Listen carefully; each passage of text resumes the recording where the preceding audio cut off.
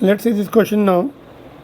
A concrete wall represents two liquids of the densities 1 and 1.5 CGS may as shown in the figure.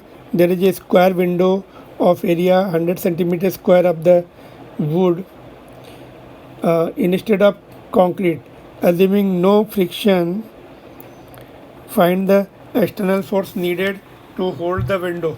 बीच में देखो window है 3 metre नीचे, तो इसकी density ज़्यादा है तो इधर का जो pressure will be more as compare to this. तो इनको एरिया से मल्टीप्लाई करेंगे फोर्स, ये F1 हो जाएगा, ये F2 हो जाएगा।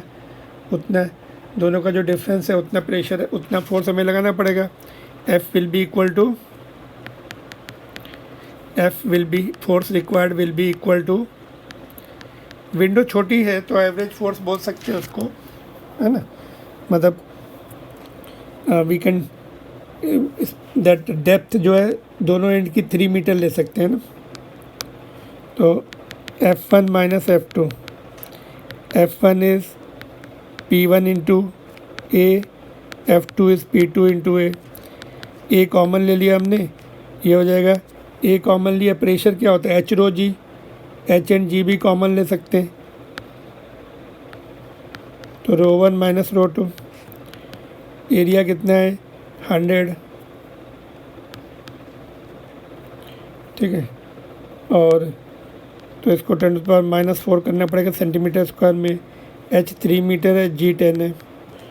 डेंसिटीज़ कितनी है देखो 1.5 माइनस 1, 0.5 बचेगी ग्राम पर क्यूबिक सेंटीमीटर, है ना। तो ग्राम का 10⁻³ हो जाएगा, क्यूबिक का नीचे 10⁻6 ऊपर आ जाएगा, 10⁻³ kg इंटू 10⁻³ आ जाएगा। देखिए जैसे 1 ग्राम पर cc है, 10⁻³ cc का 10⁻6, 10⁻³ बचेगा ना, इस तरह से 10⁻³ तो ये 10⁻4 और ये 10 और 10⁻³ ये कैंसिल हो गए, तो बचा क्या अपना यहाँ पर एक ज़ीरो इधर, आई मीन ये 100 इंटू 3, 300 इंटू 0.150 आ गया answer. Hope it is clear, ठीक है। NCERT बुक का क्वेश्चन है ये, सिमिलर क्वेश्चन है देयर इन NCERT बुक।